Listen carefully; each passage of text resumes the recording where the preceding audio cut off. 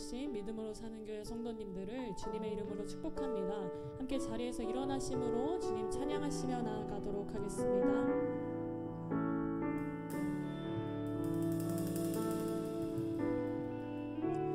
주를 위한 이곳에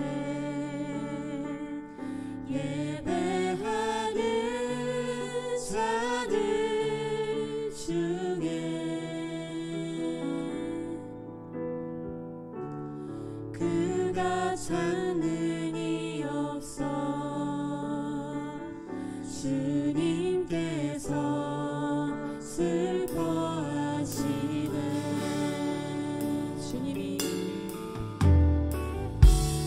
주님이 찾으시는 그 한 사람 그 예배자 내가 그 사람 되기 간절히 주께 예배하는 주내로 이곳에 서 있는 주임제에 엎드려 절하네. 그 어느 것도 난 필요 없네. 주님만 경배해. 주내로 이곳에 서 있는 주임제에 엎드려 절하네. 그 어느 것도 난 필요 없네. 주님만 경배해. 주내로 이곳에 서 있는 주임제에 엎드려 절하네. 그 어느 것도 난 필요 없네. 주님만 경배해. 주내로 이곳에 서 있는 주임제에 엎드려 절하네. 그 어느 것도 난 필요 없네. 우리의 삶 가운데 있는 주님의 이름만의 목소리로 고백하며 나아갑니다. 주내로 이곳에 서 있네. 주내로 이곳에 서 있는 주임제에 엎드려 절하네. 그 어느 것도 난 필요 없네. 주님만 경배해. 주내로 이곳에 서 있는 주임제에 엎드려 절하네. 그 어느 것도 난 필요 없네. 주님만 경배해. 살아계신 하나님 아버지, 우리의 삶 가운데 언제나 신실하게 동행하시는 하나님의 은혜만을 기억하며 나아갑니다. 이 시간에 온전히 그 하나님의 은혜에 감사함으로, 그 은혜에 반응함으로 주님만을 높이는 예배자 될 수 있도록 주여 아버지 인도자 되어 주시옵소서. 우리 예배를 주관하시는 주님, 그 하나님의 임재하심만을 간절히 소망함으로 이 모든 영광을 주님께 올려드리며 이 모든 말씀 우리 주 예수 그리스도 이름으로 기도드렸습니다. 아멘.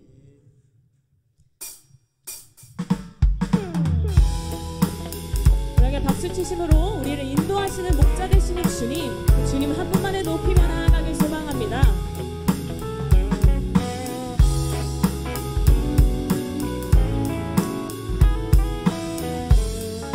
주님 어떤 분이신지 고백하며 주는 나를 기르시는 목자요, 나는 주님의 귀한 어린 양. 푸른 풀밭 맑으시는 물가로 나를 늘 인도하여 한 번 더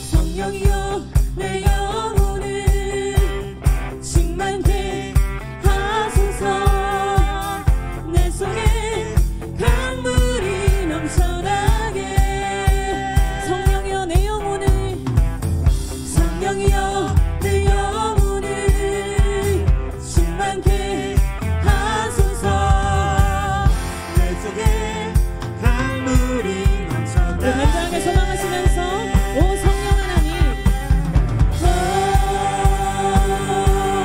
성령 하나님 나 다시 새롭게 하소서 채우소서 내 영혼이 세상 유혹 다 이기고 다시 주를 닮아가도록 채우소서 내 영혼이 세상 유혹 다 이기고 다시 주를 우리 한 번 더 간절하게 소망하시기로 고백합니다. 나를 채우소서 채우소서 영혼이 세상 유혹 다 이기고 다시 주를 닮아가도록 채우소서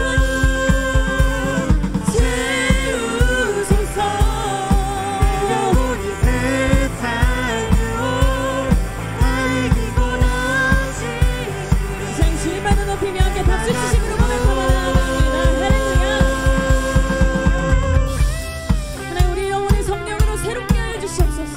우리 영혼을 성령으로 채워주시옵소서. 그래야 다시 주님을 닮아가는 모습으로 회복될 수 있도록 이 시간 그 성령 하나님만을 구하며 다시 한번 간절히 소망하며 고백합니다. 오 성령 하나님 성령 하나님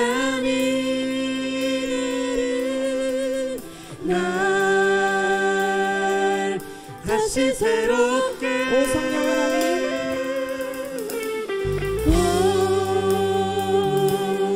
성령 하나님 날 다시 새롭게 우리 다시 한번 간절하게 소망하며 오 성령 하나님 성령 하나님 날 다시 자 성령 하나님 우리를 새롭게 하시옵소서. 오 성령 하나님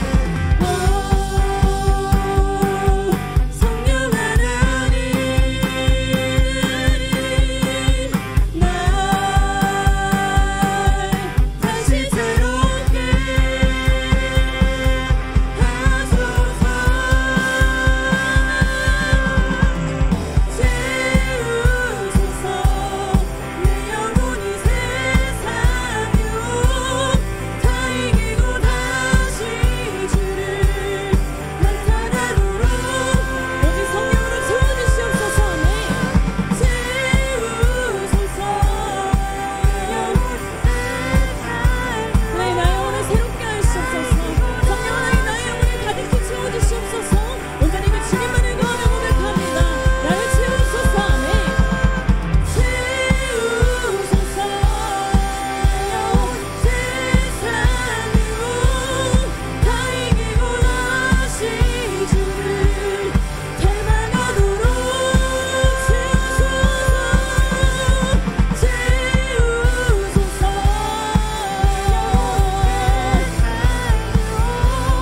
다 이기고 다시 주를 닮아가도록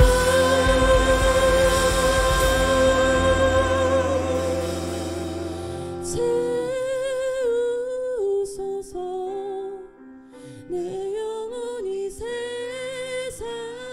유혹 다 이기고 다시 주를 닮아가도록 나를 채우소서. 채우소서 내 영혼이 세상 유혹 다 이기고 다시 주를 하나님 나의 영혼을 새롭게 채워주시옵소서. 성령 하나님만을 구하며 고백합니다. 채우소서. 채우소서 내 영혼이 세상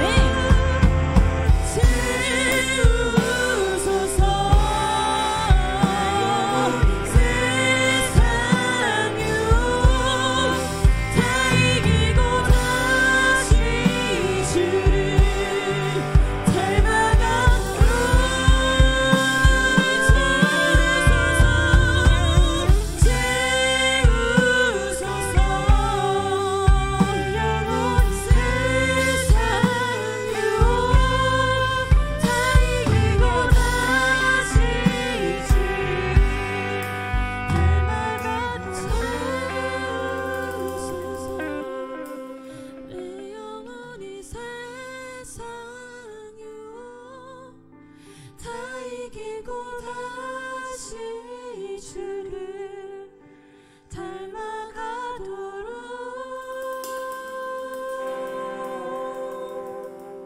우리 앉아서 예배드리도록 하겠습니다.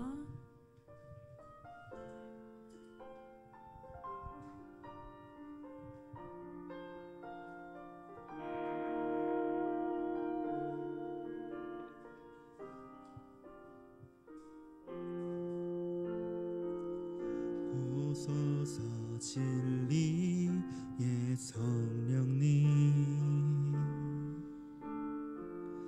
이 땅은 들며 임하소서.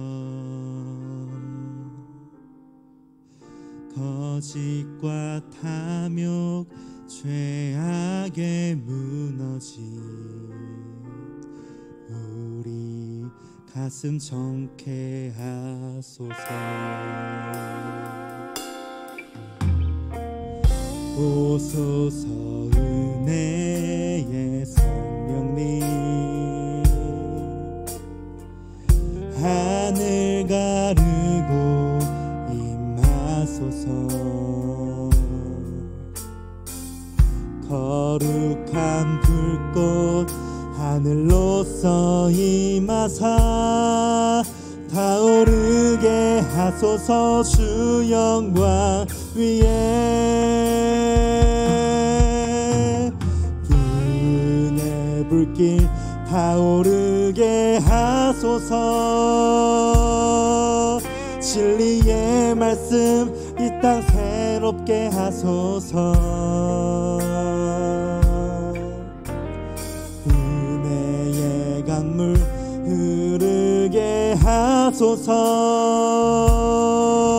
성령의 바람 이 땅 가득 불어와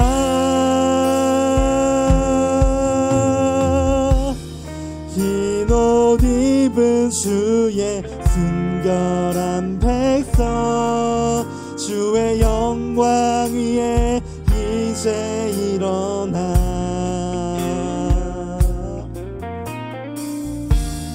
열방을 치유하며 행진하는 영광의 그날을 주소서. 이 시간에 성령 하나님만을 구하며 나아갑니다. 이 땅 가운데 임하여 주시옵고 하나님의 성전되는 우리의 땅 가운데, 우리의 마음 가운데 임하여 주시옵소서.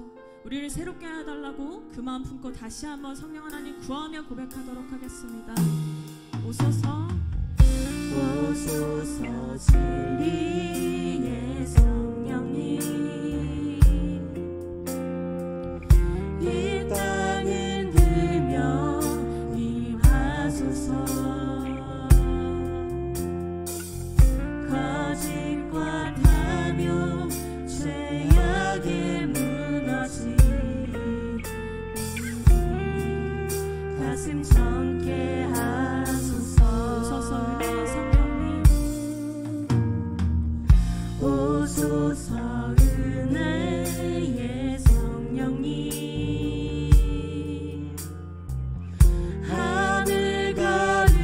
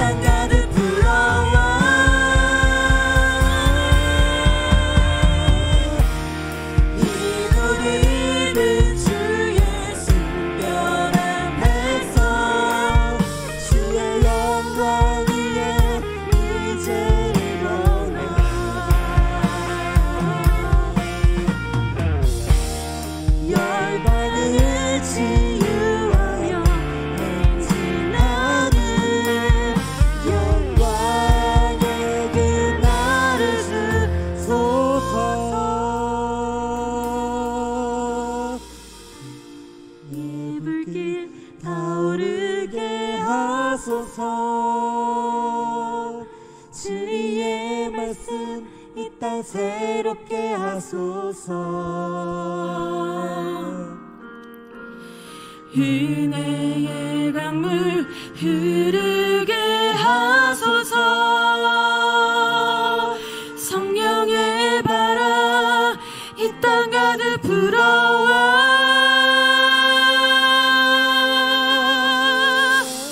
흰 옷 입은 주의 순결한 백성, 주의 영광 위에 이제 일어나.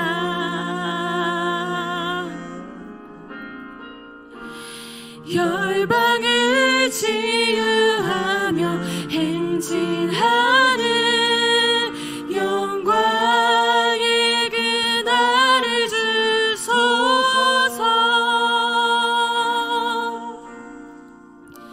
하나님, 성령 하나님, 우리의 마음을 새롭게 하여 주시옵소서.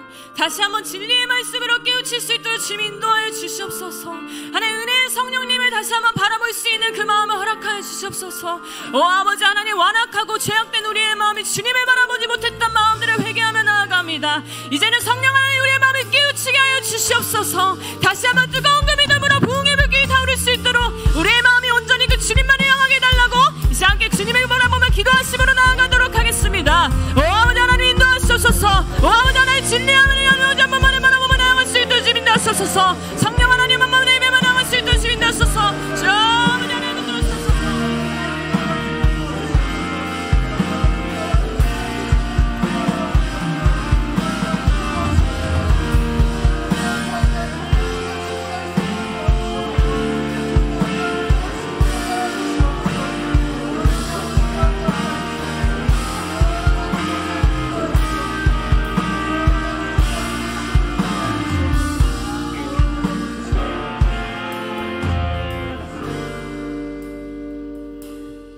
부모를 즐겁게 하며 너를 낳은 어미를 기쁘게 하라. 하나님 아버지, 5월 가정의 달, 특별히 어버이주일과 함께 예배 자리 나오게 하심을 감사드립니다. 온전한 가정을 창조하신 창조질서의 원형을 회복하게 하시고 에덴의 기쁨의 꽃이 각 가정마다 활짝 피어나 오늘 어버이주일에 올려드리는 모든 예배 가운데 용서와 회복의 감격으로 가정을 치유되는 예배되게 하옵소서.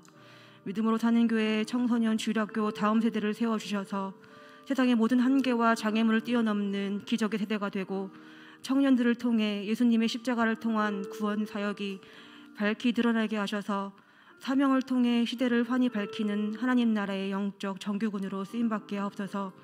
믿음으로 사는 교회 영가족들의 믿음과 신앙이 가면 갈수록 굳어지고 익숙하여 멈춰버리는 것이 아니라 어린아이의 절대 의존성과 같이 하나님의 은혜에 기대고 의존하며 모든 성도들의 어버이가 되어주셔서 자기 기준과 경험을 뛰어넘고 하나님의 마음과 생각이 우리 삶의 절대 기준이 되게 하옵소서.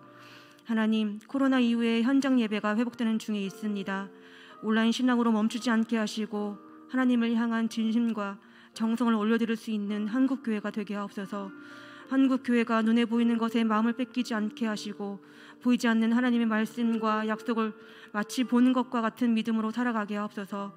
또한 대통령 당선인을 중심으로 새롭게 출범되는 정부와 위정자들을 지켜보아해 주시고 하나님의 뜻이 대한민국에 바르게 적용될 수 있는 정치가 이루어지게 하옵소서.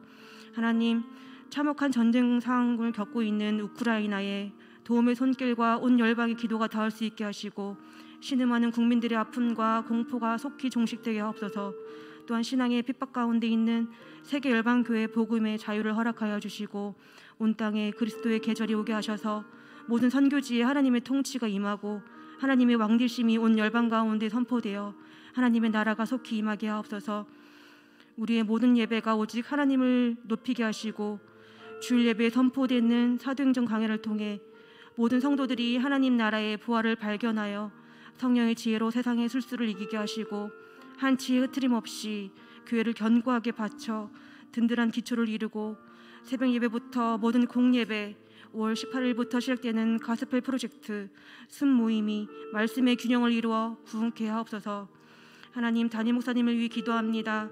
담임 목사님에게 탁월한 영적 통제력을 리더십을 주셔서 온 성도들을 하나님께로 인도하는 은혜를 주시고 교육자들과 사역자, 모든 평신도 리더들이 한뜻이 되어 2022년 사역을 힘있게 감당하게 하옵소서.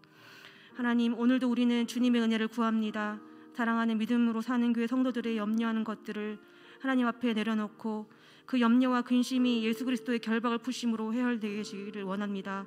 삶의 모든 자리에서 기도하며 씨름할 때 평안으로 감싸주시고 마라나타 주님의 오심을 고대하며 세상의 요란과 요동 가운데 흔들리지 않고 견고한 믿음으로 무장되어 지치지 않는 신앙으로 계속해서 정진하는 우리가 되게 하옵소서. 오늘 예배에 부어주실 충만한 은혜를 기대하며 살아 역사하시는 예수님의 이름으로 기도드립니다.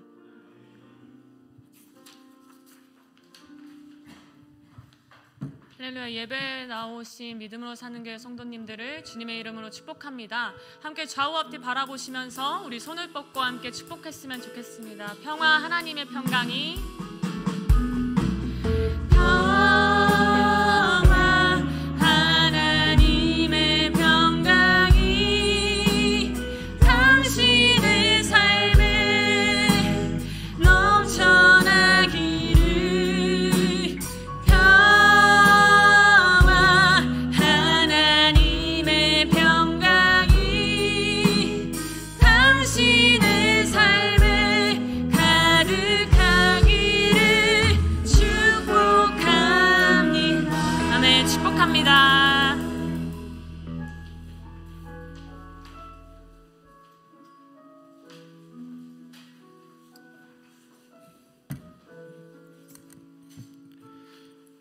오늘 함께 나누실 하나님의 말씀은 신약성경 사도행전 2장 37절에서 47절까지의 말씀입니다. 사도행전 2장 37에서 47절까지의 말씀, 저와 한 절씩 교독합니다. 그러자 그들이 듣고 마음에 찔려 베드로와 다른 사도들에게 형제들이여 우리가 무엇을 해야 합니까? 하고 물었습니다. 이때 베드로가 대답했습니다. 회개하십시오.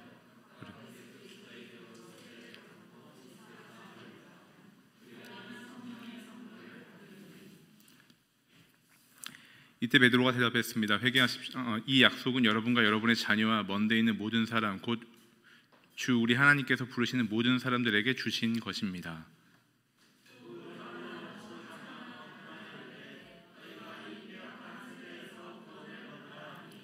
그 말을 받은 사람들은 세례를 받음에 이 날에 신도의 수가 3,000이나 더하더라. 그들이 사도의 가르침을 받아 서로 교제하고 떡을 떼며 오로지 기도하기를 힘쓰니라. 사람마다 두려워하는데 사도들로 말미암아 기사와 표적이 많이 나타나니 믿는 사람이 다 함께 있어 모든 물건을 서로 통용하고 또 재산과 소유를 팔아 각 사람의 필요를 따라 나눠주며 날마다 마음을 같이하여 성전에 모이기를 힘쓰고 집에서 떡을 떼며 기쁨과 순전한 마음으로 음식을 함께 읽습니다. 하나님을 찬미하며 또 온 백성에게 칭송을 받으니 주께서 구원받는 사람을 날마다 더하게 하시니라. 아멘.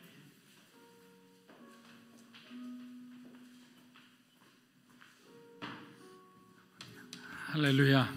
주일날 이렇게 하나님의 전에 오신 여러분을 주님의 이름으로 환영하고 축복합니다. 우리 좌우에 있는 분들에게 이렇게 인사하겠습니다. 날마다 성령으로 충만하십시오. 날마다 성령으로 충만하십시오. 네. 사도행전 우리가 앞부분을 배울 때는 성령님께서 어떻게 교회를 시작했는지, 또 연약한 우리들이 어떻게 구원받게 되었는지 그 내용들을 우리가 잘 배울 수 있어서 좋은 것 같습니다. 교회 소식 몇 가지 좀 전해드리겠습니다. 자, 오늘은 어버이 주일이자 어버이날입니다. 부모님에게 사실 감사하다는 말을 전하고 싶어도 이게 참 시간을 맞추기 어려울 때가 있고 또 마음속에 그 말이 잘 안 나올 때도 있죠. 그러나 하나님께서는 이 효를 굉장히 강조하셨어요. 그래서 아직까지 만약에 부모님과의 관계가 조금 껄끄러운 분들은 오늘 예배 드리시고 꼭 부모님께 전화하시면 좋을 것 같습니다. 부모님 입장에서는 전화가 오면 그냥 그 순간으로 다 풀리게 돼 있는 거예요. 나만 그냥 이렇게 오해하는 것들이 많아요. 자, 비전헌금 오늘 드리는 날입니다. 특수는 믿음 사순입니다. 그리고 창세기 수요 성경원부는 여러분들이 계속 신청을 빨리 해주셔야 우리가 조편성도 하고 또 여러 가지 준비할 수 있는 여러 가지 제반 준비를 할 수가 있습니다. 그래서 구글을 통해서 온라인 신청을 하게 돼 있는데 온라인이 어려운 분들은 우리 간사님이나 우리 교육자들에게 직접 연락해서 알려주시면 좋을 것 같습니다. 찬양팀은 녹음이 있는데 기도를 좀 부탁을 좀 드리고 싶어요. 사실 교회 찬양팀이 음원을 만든다라는 건 굉장히 큰 일이거든요. 근데 우리가 워낙 재능이 있는 주원자매가 직접 작곡하고 또 프로듀싱 할 수 있는 사람이 있기 때문에 우리가 하는 거예요. 보통은 다 전문가들에 맡기면서 정말 아주 고액의 돈을 지불을 해야만 되거든요. 그리고 또 우리 연수자매나 또 함께하는 이 보컬들 그리고 우리 반주자들 이렇게 함께 이렇게 밴드 팀이 있기 때문에 할 수 있는 겁니다. 근데 지금 여러 차례 이렇게 좀 일정이 코로나로 인해서 어긋난 것 같은데 이번에 또 13일 날인가요? 일본어로 우리가 녹음을 한다고 합니다. 그래서 한국말로 하면 또 잘하겠지만 일본말이면 이제 발음이나 이런 거 신경 써야 될 게 많으니까 좀 긴장하고 있는데 여러분들이 꼭 기도해 주시면 좋을 것 같습니다. 자, 우리 기도하고 시작하겠습니다. 하나님 감사합니다. 오늘 주님 앞에 우리의 모든 것을 드립니다. 성령 하나님께서 우리의 삶을 주관하여 주시고 사도행전 시대 그 당시에 초대교회를 통해서 또 우리가 배울 수 있는 그 귀한 것들을 우리 교회가 배워 정말 하나님이 기뻐하시는 교회가 될 수 있도록 성령님께서 기름 부어 주시옵소서. 예수님의 이름으로 기도합니다. 아멘. 자, 오늘 이 음향이 조금 안 좋은 거는 이게 좀 이쪽 음향이 상태가 안 좋아 그냥 죽어버렸어요. 그래서 저희가 점검을 하고 다음 주는 좀 더 풍성하고 정확한 음량으로 예배를 준비할 수 있도록 하겠습니다. 사도행전의 그 중요한 점 중 하나는 예수님이 유대인들에게 그들이 위험한 낭떠러지를 향해 가고 있다고 예수님이 경고하고 있다는 점입니다. 여러분, 우리는 실수를 할 수 있어요. 또 살다 보면 또 실패할 때도 있습니다. 근데 실수하고 실패하는 것이 중요한 것이 아니라 사실 그러한 실수와 실패를 통해서 교훈을 배웠으면 이제는 다시는 똑같은 실수와 실패는 해서는 안 되는 거죠. 돌이켜야 하는 거죠. 다윗이 하나님 앞에 똑같은 범죄를 저지른 사람이었지만 그가 하나님의 마음에 합한 사람이다. 하나님이 그를 좋아했던 것은 바로 그는 자신의 죄로부터 돌이킬 수 있는 그런 믿음을 가진 사람이었어요. 자기 자신을 정직하게 바라볼 수 있는 사람이었어요. 그런데 우리는 남에 대해서는 굉장히 인색하고 자기에 대해서는 굉장히 후하게 생각합니다. 그래서 우리의 생각, 내가 보는 것으로 판단하고 내가 보는 것으로 생각하는 거예요. 너무 자기 인식이 약한 사람들은 이 공동체 생활을 하기가 그래서 어려운 거예요. 하나님께서 뭔가 일을 맡기기가 불안한 거예요. 하나님이 생각하고 하나님이 말씀하신 대로 해야 되는데 중간에 자기가 원하는 대로 자기 감정대로 빠지기가 쉽기 때문입니다. 그런데 하나님은 그 중요한 일을 예수님을 3번씩이나 부인했던 그 불안한 베드로에게 맡기셨다는 것이 놀라운 일입니다. 이것이 사도행전의 또 다른 어떤 관점이죠. 베드로가 지금 성령으로 충만하여 복음을 전하고 있는 모습을 한번 보십시오. 이 얼마나 놀라운 일입니까? 인간 세상은 자신의 주군을 배신한 사람들은 절대로 용서하지 않죠. 여러분들도 친한 친구가 여러분의 믿음을 저버리고 여러분을 모함해서 굉장히 어려운 상황으로 몰아갔다고 생각해 보십시오. 여러분, 그들을 용서할 수 있을까요? 대부분의 사람은 용서하기 힘들 겁니다. 그런데 하나님은 자신의 아들을 십자가에 못 박아 죽인 사람일지라도 그들이 회개하고 돌아오면 그들을 받아주신 거예요. 오늘 베드로처럼 그들도 소중하게 사용하시는 거예요. 이것이 하나님과 인간의 차이입니다. 베드로는 오순절 성령 강림을 믿지 못하는 당시에 예루살렘에 모였던 많은 사람들, 순례객들이죠. 그리고 유대인들, 특히 조롱하는 이 무리들에 대항하여 담대히 일어나 복음의 메시지를 전하고 있는 것입니다. 베드로의 첫 번째 메시지는 오순절에 성령이 임하신 사건은 너희들이 조롱하듯 우연히 생긴 것이 아니라는 거예요. 역사적 사실이다. 이것은 구약의 예언이 성취된 것이니 너희들이 함부로 이것이 조작됐다고 그렇게 하나님의 사건을 욕되게 하지 말라라는 겁니다. 둘째는 오순절 성령 사건은 예수 그리스도를 증거하는 사건이다. 여러분, 성령님이 오신 것은 예수님 때문에 오신 거예요. 예수님하고 임무 교도를 하면서 성령님이 오셔서 하시는 일은 예수님이 하시는 일을 증거하는 거예요. 또 예수님이 하신 일을 그대로 받아서 하는 거예요. 성령님이 그래서 가장 중요하게 여기는 것은 바로 예수 그리스도를 증거하는 일이 바로 성령 하나님께서 하시는 일이다. 이렇게 여러분들이 생각하시면 됩니다. 마지막 세 번째는 하나님의 아들 예수 그리스도는 사망 권세를 깨뜨리고 3일 만에 부활하시어 우리 모두가 그분의 목격자이자 증인이 되었다라는 거예요. 이것이 바로 베드로가 오늘 복음을 전하는 가장 중요한 메시지 라인입니다. 그리고 베드로가 마지막으로 말합니다. 너희가 십자가에 못 박은 이 예수를 하나님께서 주와 그리스도가 되게 하셨다. 사도행전 2장 37절 한번 읽어보겠습니다. 그들이 이 말을 듣고 마음에 찔려 베드로와 다른 사도들에게 물어 이르되 형제들아 우리가 어찌할꼬 하거늘. 자, 당시에 오순절에 모인 사람들은 세계 각지에서 온 사람들입니다.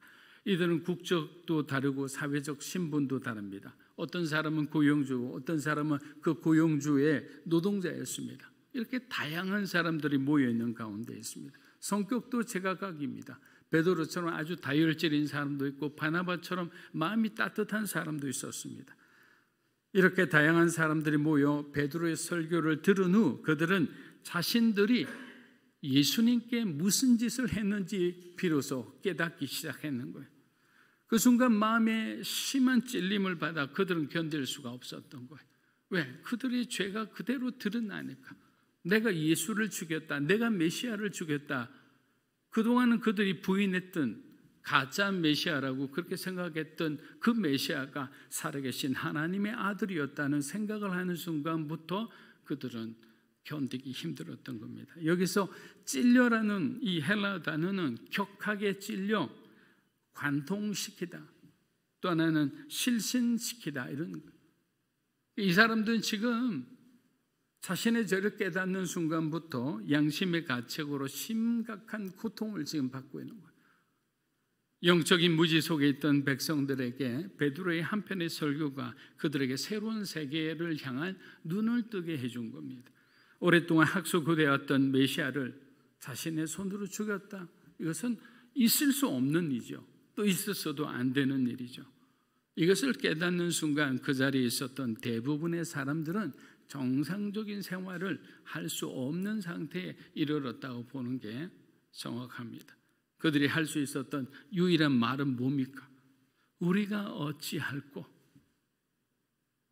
우리는 아무것도 지금 할 수 없다. 내가 죄인이란 거 깨닫고 나니 내가 무엇을 해야 되는지 네가 제발 좀 얘기해 주면 좋겠다.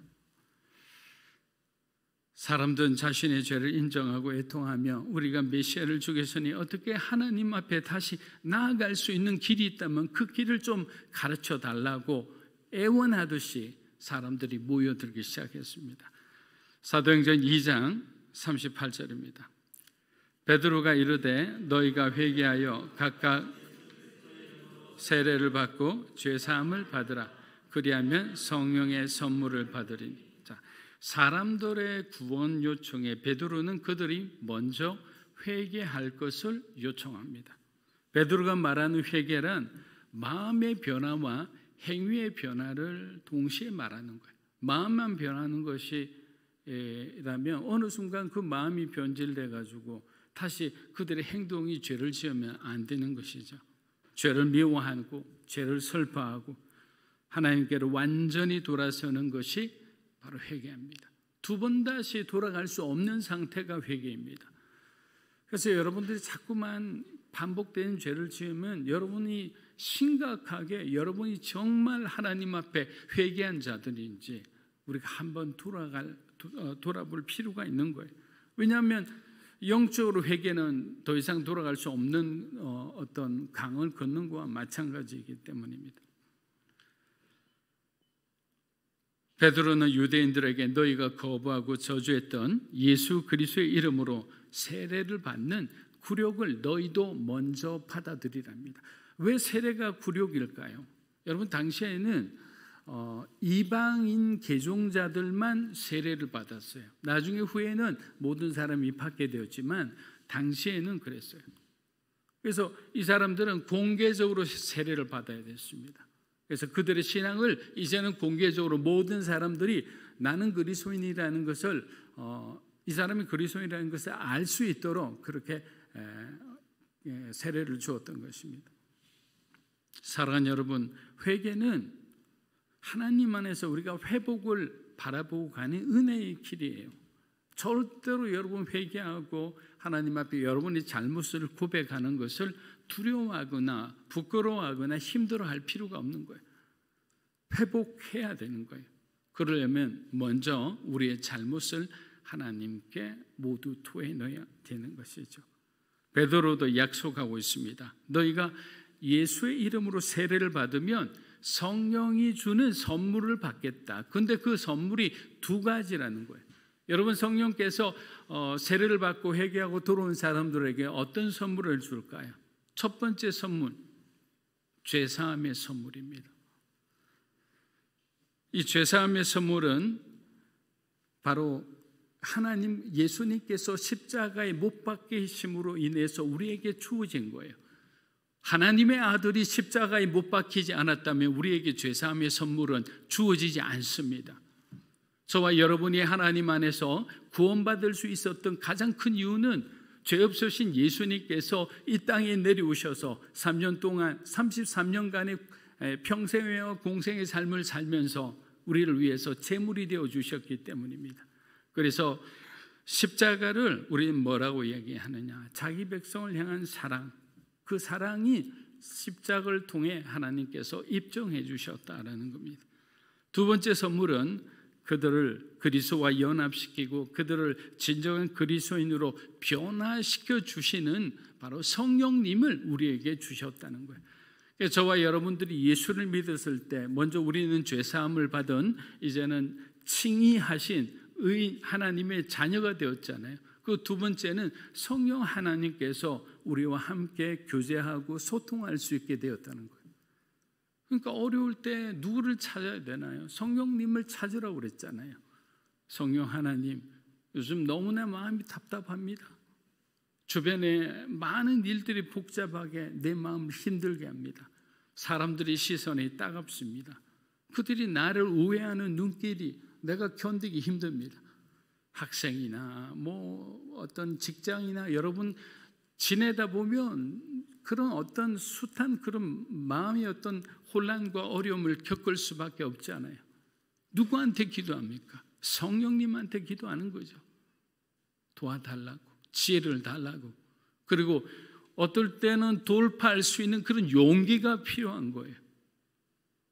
그 용기를 내가 스스로 가지면 또 다른 큰 어떤 장벽에 우리가 마주치게 되면 나의 용기는 그 벽을 바라보는 순간 뒤돌아설 겁니다. 그러나 성령 하나님께서 여러분에게 주시는 그 바로 믿음과 지혜와 용기는 그 벽을 뚫어낼 수 있는 능력이 있는 것입니다.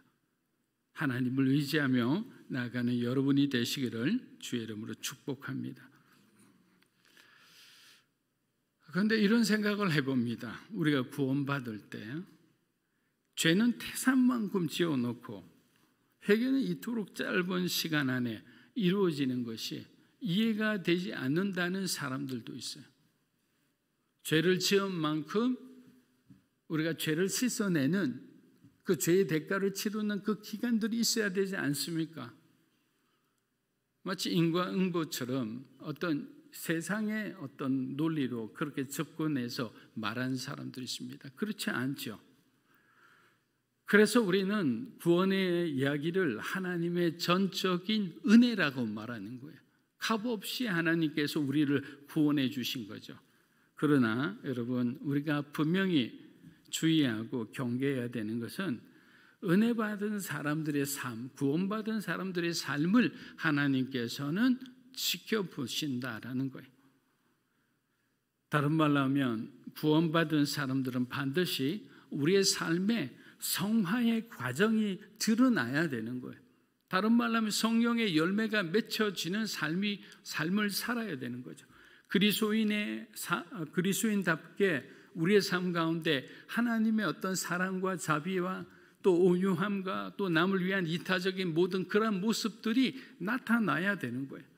그런데 여전히 이기적이고 여전히 탐욕적이고 여전히 정말 경쟁적이고 이런 논쟁적인 이런 사람들을 저 사람이 정말 예수님을 믿었을까 하는 생각이 들 때가 있어요. 구원의 확신이 있는지 물어보면 논리적으로만 얘기하죠. 그것은 하나님만이 알 수 있습니다. 그렇지, 당연하지. 그러나 너는 어떻게 생각하느냐? 너 마음에 성령님께서 확신에 대한 평안과 어떤 마음의 어떤 확신을 주시는가 이런 가라고 물어보면 대답을 회피합니다. 우리의 삶에 그런 성화의 과정, 거룩의 모습들이 반드시 드러나야 하나님의 백성으로서 우리는 살아가고 있다는 것이 우리 스스로도 알 수 있을 만큼 그렇게 살아가야 한다라는 겁니다. 하나님은 그러한 모습을 얼마나 기뻐하겠습니까? 사도행전 2장 39에서 40절입니다. 이 약속은 너희와 너희 자녀와 또 모든 먼데 사람 곧 우리 하나님이 얼마든지 부르시는 자들에게 하신 것이라 하고 또 여러 말로 확정하여 권하여 이르되 너희가 이 패역한 세대에서 구원을 받으라 하니. 자, 성령을 주신다는 하나님의 약속은 우리 가족들, 우리 커뮤니티뿐만 아니라 내가 모르는 땅 끝에 사는 사람일지라도 하나님이 부르시는 자들은 모두 성령을 받게 된다. 열방의 구원에 대한 얘기죠.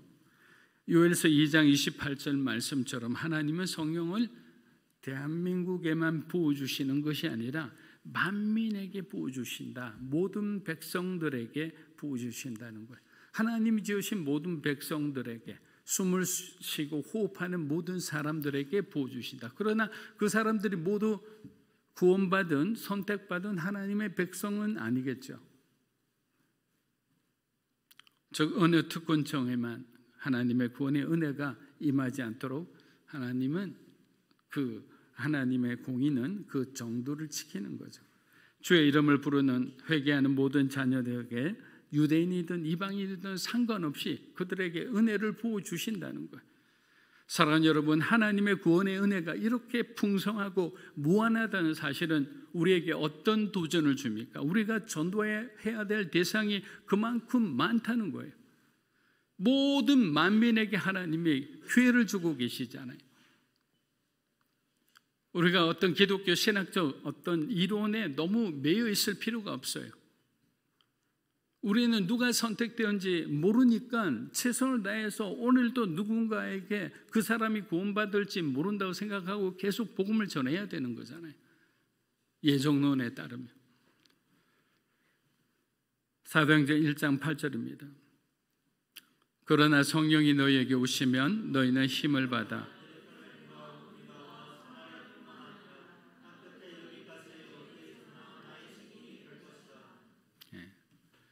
하나님은 차별하지 않으셨는데 우리가 살인자라고 내가 싫어하는 사람이라고 그들에게 복음을 전할 수 있는 기회를 주셨음에도 하박국처럼 침묵하는 것은 우리가 정말 신실한 참된 그리스도인의 모습은 아닐 겁니다. 물론 나중에 하박국도 하나님의 말씀을 듣고 주님의 뜻 안에 너무나 심오하고 깊은 뜻이 있다는 것을 깨닫고 회개했지만 내 마음대로 저 사람한테는 가능하고 이 사람한테는 불가능해, 이렇게 어떤 전하는 자의 어떤 취향에 따라 기호에 따라 복음을 전해서는 안 된다는 말입니다.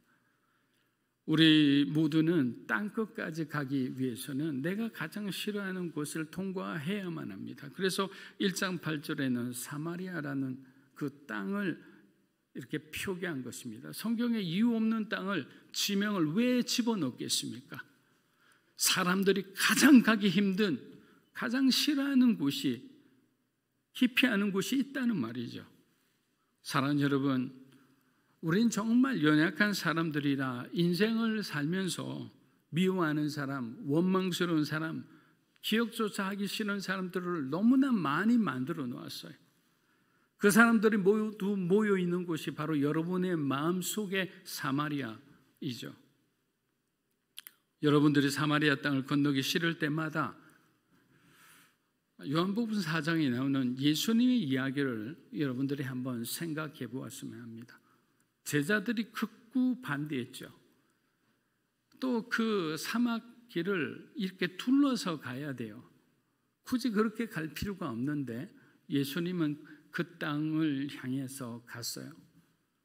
누구를 만날 약속이 있는 사람처럼. 사람들은 몰랐지만 예수님은 누구를 만날지 아셨어요. 바로 사마리아 여인이었어요. 생활 행실도 그렇게 좋지 못한 여자였어요. 사마리아 성의 수가성의 어떤 대표를 만나는 것도 아니었어요. 그 여인을 만나서 영생의 이야기를 해줍니다. 영원히 목마르지 않는 이 생수에 대한 얘기를 해줍니다. 그리고 그 여자가 구원을 받습니다. 그러고 난 뒤에는 아주 무명의 유명한 전도자가 되어서 수가성에 있는 모든 사람들을 복음을 전했다는 그런 기록도 남아 있습니다. 우리가 그쪽으로 가지 않으면 내가 싫어하는 사람 절대로 구원받지 못하는 거예요. 사도행전 2장 41절입니다. 우리 한번 읽겠습니다. 그들은 베드로의 말을 믿고 세례를 받았다. 그날에 새로 신도가 된 사람은 3,000명이나 되었다. 41절은 베드로가 성령의 권능을 힘입어 복음을 선포한 결과에 대해서 언급하고 있습니다. 하루에 3,000명. 여러 가지 설이 있어요. 다 합해서 3,000명이다 이런 말도 있고. 당시에 예루살렘 인구가 3만 명인데 어찌하여 3,000명에 10분의 1이나 되고 그다음 또 복음을 전해서 4,000명. 이 어찌 가능한 일인가? 근데 우린 성경 있는 그대로 믿으면 되는 거예요. 여러분 3,000명이 구원받았습니다. 아마 상당수가 유대인이었을 거예요. 학문 없는 범인이라 했잖아요. 베드로를. 가방끈이 짧은 그 베드로가 갈릴리 지방의 아주 억센 사투리로 전하는 복음을 들은 사람이 3,000명이나 회개를 했어요. 그들이 하나님의 자녀가 된 거예요. 그런데 한 가지 안타까운 것은 오늘날 이처럼 놀라운 회개의 역사가 일어나지 않는다는 거죠. 여러분 한번 이처럼 놀라운 부흥이 언제 일어났는지를 한번 생각해 보십시오.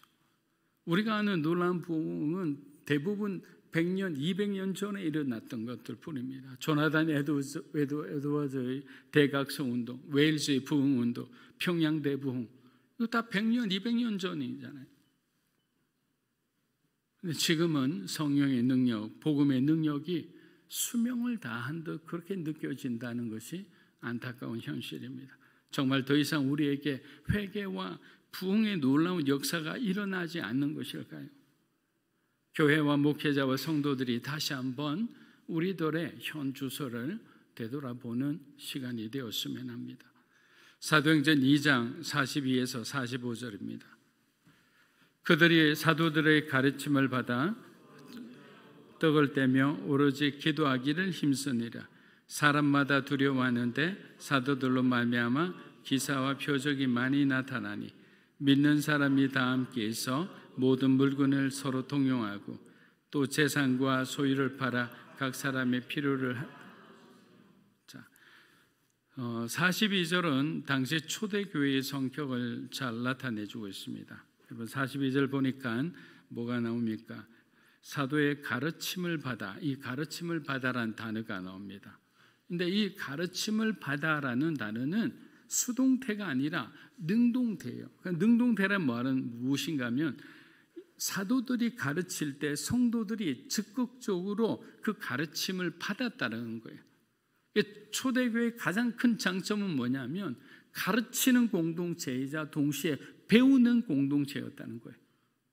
제가 온누리 교회 때 하용조 목사님 통해서 가장 중요하게 배운 것은 뭐냐면 너희가 가르치든지 아니면 배우든지 하라.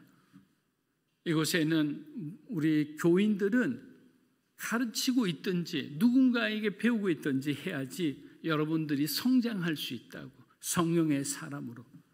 그런데 우리는 여러분 지금 누군가를 가르치고 있습니까? 아니면 여러분 누군가에게 무언가를 배우고 있습니까? 이제 성경 공부를 하니까 여러분이 배우면 되는 거죠. 그리고 1:1 하신 분은 1:1을 연결해 달라고 말씀을 하세요. 그래서 누군가를 한번 가르쳐 보세요. 이제 전도스쿨도 우리가 한다고 들었는데 전도스쿨 하면서 우리가 또 복음 그 사도행전의 그 현장에 어떤 주인공처럼 나가서 예수 이름으로 복음을 전해보는 거예요. 능력으로, 이 권능으로 우리가 복음을 전하는 것이 어떤 것인지를 한번 경험해 보는 거예요. 예수 믿으세요 해서 뭔가 이렇게 거부 반응을 일으키면 두려워서 그냥 도망가는 것이 아니라 하나님이 주시는 그런 영적인 인사이트로 그 사람을 바라보고 그 안에는, 우리 마음 안에는 하나님이 주시는 그 예수님의 그 사랑, 십자가 사랑으로 가득 채워서 우리가 가보는 거예요. 무슨 일이 변화될까요? 아무런 일이 일어나지 않는 듯 보이죠. 씨를 뿌리는 자는 우리들이고 그것을 자라게 하는 분은 농부의 역할은 하나님이세요. 어느 날 그렇게 우리의 믿음으로 사는 교회 전도팀에게 들었던 그 한 영혼은 어느 순간에 그 복음을 기억하고 주님을 믿게 되리라 믿습니다. 그런 확신을 가지고 우리는 나아가는 거예요. 두려워하지 마십시오. 주저하지 마십시오. 성도들이 하나님 나라에 대해 배우는 사모함이 뜨거웠던 거죠. 아직 몇몇 선교지에 가면 예배 시간이 2시간, 3시간씩 갑니다. 왜냐하면 오는 곳이 멀어요. 그래서 어떤 사람은 2시간 반째 와서 예배를 드립니다. 어떤 사람은 처음부터 예배를 드립니다. 그런데 어느 시간이 오나 그 시간 모두가 열심히 그 선교사님을 바라보며 예배를 드리고 있습니다. 그래서 선교지 우리 이 사진을 보면 이 원주민들이 다 앉아서 이렇게 둥글게 앉아서 가운데 선교사님을 바라보며 있는 그 장면들을 우리가 자주 볼 수가 있습니다. 말씀이 고픈 거예요. 자신들에게 하나님 나라를 얘기해 준 사람이 그 누구도 없었던 거예요. 그러고 난 뒤 하나님 나라에 대해 듣자 그들의 마음이 열리기 시작했고 두근거리기 시작했고 그리고 하나님 나라에 대한 기대감으로 살기 시작한 거예요. 복음이란 우리가 생각하는 만큼 그렇게 그냥 한마디 던져지고 땅에 떨어지는 것이 아니에요. 복음 자체가 하나님의 능력인 거예요. 사랑하는 여러분, 여러분이 하나님을 사랑한다면 당연히 말씀에 대한 사모함도 이에 못지 않으리라 생각합니다. 매일 큐티 말씀을 우리 교회 성도분들은 묵상하고 있으리라 믿습니다. 교회에서 성경부를 하며 지내는 것이 이제 기쁨이 되는 순간 여러분의 삶에 뭔가의 변화가 일어난다는 걸 여러분들이 느끼게 됩니다. 여러분 생각해 보세요. 하나님의 말씀을 사모해요.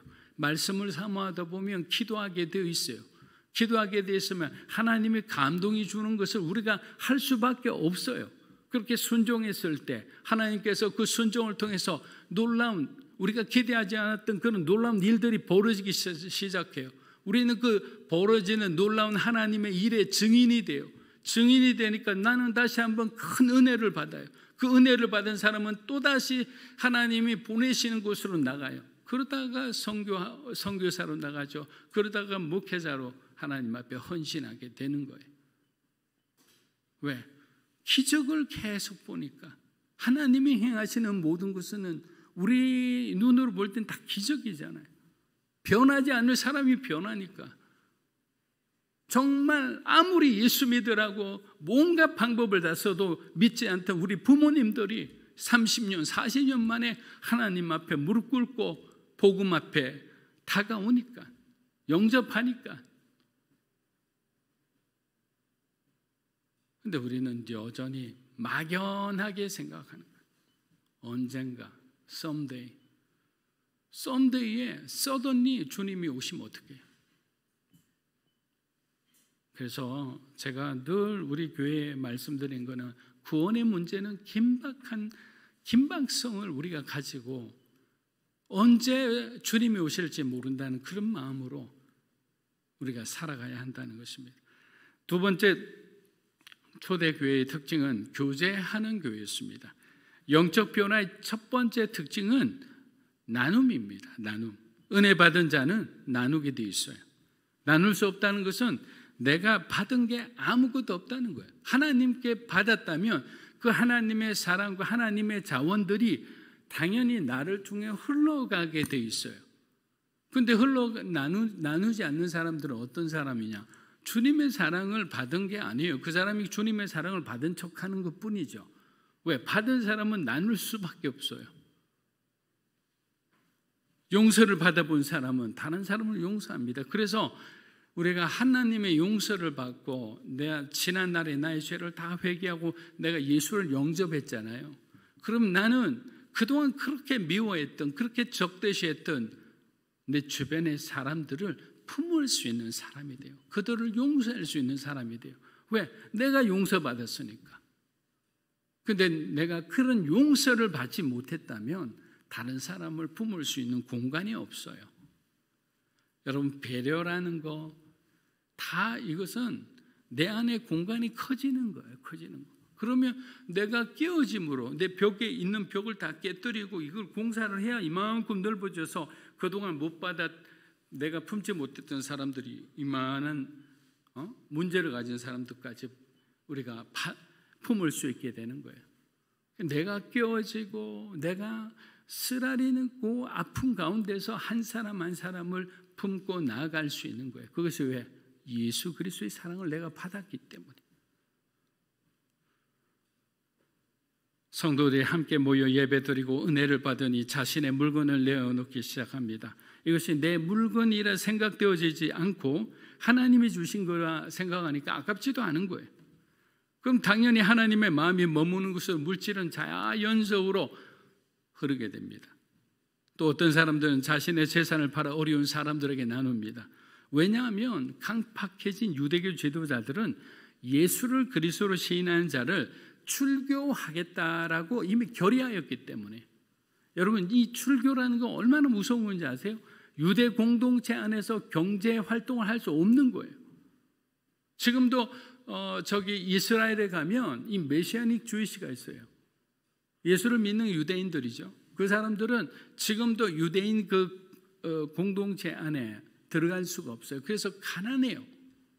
그래서 그 메시아닉 주의시를 돕는 또 미국이나 여러 가지 해외 선교단체들이 있어요. 그 사람들의 어떤 경제적인 부분을 이렇게 지원하는 단체들이에요. 여러분 2000년 전에 있었던 그 제도들이 지금도 그런 영향력이 있다는 게 얼마나 무서운 거예요. 그만큼 굉장히 깊이 바인딩되어 있는 거예요. 자, 출교를 당해 경제생활을 못하면 결국 힘들어서 죄송합니다. 다시 한번 내가 예수를 다시는 안 믿겠습니다. 이렇게 들어간 사람들도 있겠죠. 그런데 그리스도인이 된 이 사람들은 이제는 그들을 두려워하지 않아요.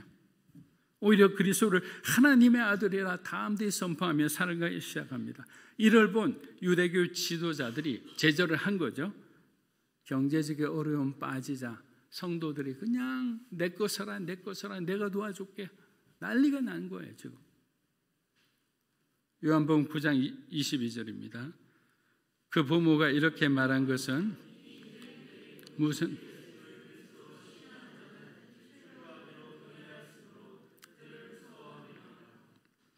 사랑하는 여러분, 초대교회 성도들이 이렇게까지 헌신할 수 있었던 이유는 뭘까요? 중요한 부분입니다. 그렇게 할 수 있었던 이유는 뭘까요? 바로 베드로의 설교를 듣고 마음에 찔려 어쩔 줄을 모르며 진심으로 회개한 사람들이, 그리고 그들은 뭐라고 고백한 줄 아세요? 이제 죽는 한이 있더라도 내가 2번 다시 예수님을 배반하지 않으리라. 이것 때문에 이 믿음 하나 가지고 그들이 모든 고난과 고통을 견뎌낸 거예요. 내가 한번 예수를 죽였다면 나는 2번 다시 예수님의 배반하지 않고 예수님의 몸에 내가 창끝에 되지 않으리라. 그렇게 그런 믿음을 갖고 살았던 거예요. 사도행전 2장 46에서 47절입니다. 날마다 마음을 같이하여 성전에 모이기를 힘쓰고 집에서 떡을 떼며 기쁨과 순전한 마음으로 음식을 먹고 하나님을 찬미하며 온 백성에게 칭송을 받으니 주께서 구원받는 사람을 날마다 더하기. 말씀을 마무리합니다. 사랑하는 여러분, 초대교회의 기본적인 영성은 성전에 함께 모여서 주님을 예배하는 거예요. 교회에서 은혜 받은 성도들이 가정으로 이웃에게로 돌아가 막 선행을 베풀기 시작하자 주변 사람들이 칭송을 베풀 수밖에 없죠. 왜? 자기들에게 놀라운 좋은 혜택들이 계속 오니까. 그리고 당시 그리스도인들은 자신의 재산을 내어놓으면서 그렇게 마음이 가벼울 수가 없었습니다. 재산을 내어놓았는데 아깝지 않을까요? 아까운 것이 아니라 마음이 가볍고 너무 좋은 거예요. 여러분, 이 상황을 톰 라이트 목사님께서 이렇게 적었습니다. 우리가 얻을 수 있는 것들에 대해 집착하지 않고 있는 것을 공유하고 나누는 가운데 우리 자신이 너그러워짐으로써 하나님의 너그러움을 경험하는 것은 매우 신비로운 은혜다. 이 말을 쉽게 하면 내가 다른 사람에게 자비를 베푸니 하나님의 자비가 나에게 임한 거예요. 그러다 보니까 그 은혜가 너무 감사한 거죠. 내가 누군가를 위해서 나의 어떤 일부를 도왔어요. 근데 그 몰래 도운 그 기쁨이 너무 좋은 거예요. 그 사람 위로받고 용기를 얻은 그 기쁨 가운데 이렇게 있는데 어느 날 하나님께서 내가 힘들어할 때 내게 자비를 베푸시는 그 자비의 너그러움을 내가 경험하니까 이것이 왜 내가 해야 되는지를 알게 되는 거예요. 여러분, 초대교회는 구원받는 사람들의 수가 정말 날로 증가했다는 그런 외적인 것이 중요한 것이 아니라 바로 여러분의 내적인 변화가 일어난다는 것이 중요한 겁니다. 교회의 성장은 외적인 성장이 교회의 성장을 인도하는 것이 아니라 저와 여러분의 마음이 진정으로 변화되고 예수님을 올곧게 섬기기 시작하면 저와 여러분의 한 사람 한 사람의 변화가 공동체의 변화가 되고 교회의 변화가 되고 우리에게 주신 하나님이 주신 그 비전의 변화가 되는 거예요. 그런데 우리 자신이 변화되지 않고 누군가가 변화되기를 바라는 순간부터 우리는 이기적인 사람들이 되는 거예요. 그러나 초대교회 사람들은 자신을 보지 않고 자신에게 집중하지 않았다고 말씀드렸습니다. 바로 예수 그리스도께 집중하고 주님이 바라보는 사람들을 돕기 시작한 거예요. 믿음으로 사는 교회도 주의 성령이 함께하고 우리에게 주신 전도와 선교에 대한 끊이지 않는 그 열정을 가지고 나아가는 주님의 교회가 되기를 주의 이름으로 축복합니다. 아멘. 이 시간 우리 하나님 앞에 찬양하고 기도하면 좋겠습니다. 먼저 하나님 앞에 기도하겠습니다. 우리 교회에도 회개와 부흥의 그 놀라운 은혜의 역사가 일어났으면 좋겠습니다. 그러기 위해서는 우리 자신의 현재 영적인 삶을 한번 되돌아보았으면 합니다. 분명히 변화될 수 있는 것이 있는데, 하나님께서 주시고자 하는 것들이 있는데 그것을 내가 가지지 못하는 이유는 뭔지 하나님 앞에 다시 뜨거운 마음으로 기도하며 나아가겠습니다. 살아계신 아버지 하나님 감사합니다. 성령 하나님께서 우리 마음 가운데 하나님의 마음을 주시옵소서. 주께서 우리를 진정으로 변화시켜 주시고 성령 하나님이여 이 시간 임하여 주셔서 정말 사도행전 그 초대교회 때 일어난 놀라운 성령의 역사가 우리 가정 가운데 믿음으로 사는 교회 이 공동체 가운데 임하게 하여 주시기 원합니다. 진정으로 우리가 하나님의 성도로서 변화되기 원합니다. 우리가 변화될 수 있음에도 변화되지 않고 머물러 있는 모든 것들 이 시간 주 예수의 이름으로 명하노니 이 시간 떠날죠. 하나님 아버지 우리를 붙들어 주시기 원합니다. 우리를 불쌍히 여겨 주시기 원합니다. 성령의 사람이 되기 원합니다. 말씀의 사람이 되기 원합니다.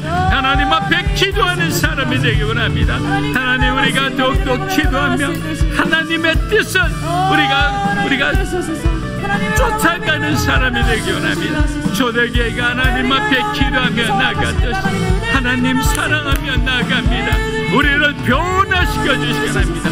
성령의 사랑, 성령의 사랑, 성령의 사람이 되게 하여 주시옵소서. 할렐루야, 할렐루야. 올라마마 야라마 샬라니케르리.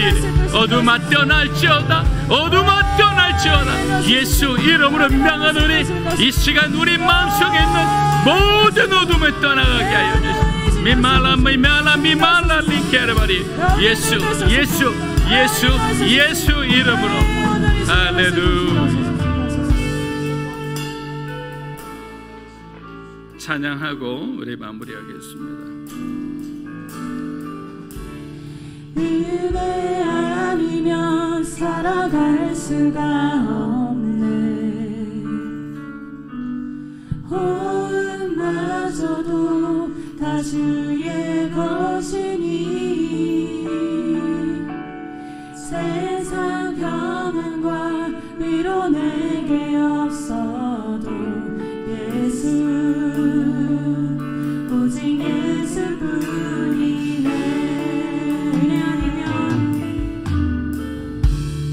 은혜 아니면 살아갈 수가 없네. 호흡마저도 다 주의 것이니 세상 평안과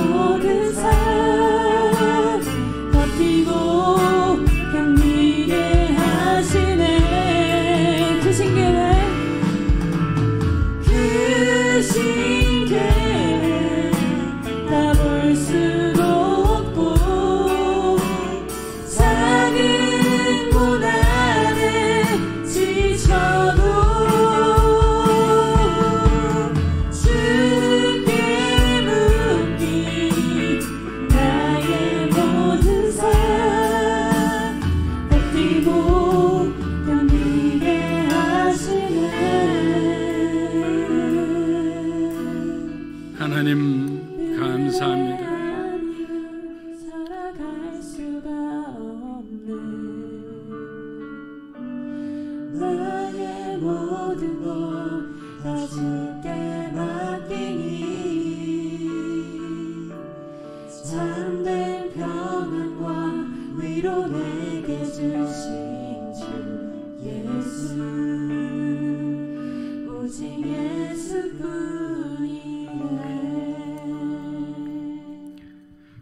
하나님의 은혜를 기억하며 믿음으로 살아가는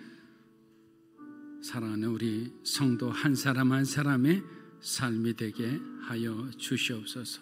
어떠한 순간에도 용기를 잃지 않고 성령 하나님과 함께함으로 모든 문제가 해결될 수 있다는 견고한 믿음으로 살게 하여 주시옵소서. 예수님의 이름으로 기도합니다. 아멘.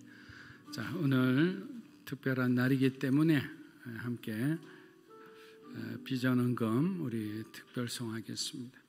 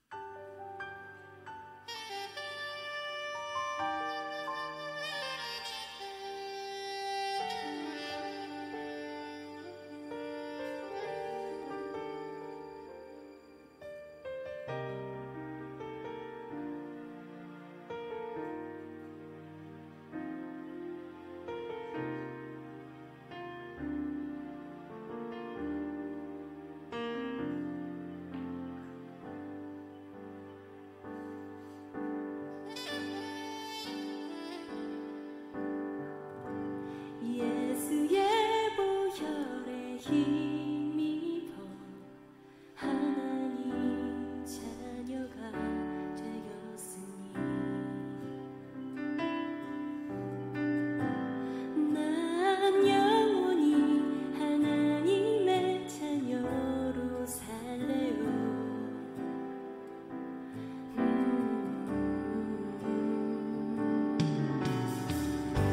예수의 이름을 믿으며